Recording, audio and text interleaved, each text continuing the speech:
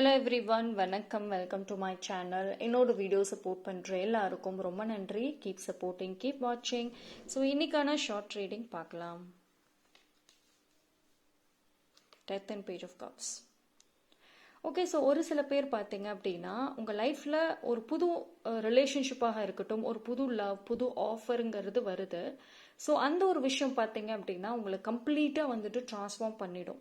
இப்போ நீங்கள் என்ன மாதிரியான ஒரு பர்சன் இருக்கீங்களோ எமோஷ்னல் வைஸில் சரி, நீங்கள் கம்ப்ளீட்டாக ஒரு டிரான்ஸ்ஃபர்மேஷன் அப்படிங்கிறது உங்களுக்குள்ளார நடக்கும். ஓகேங்களா?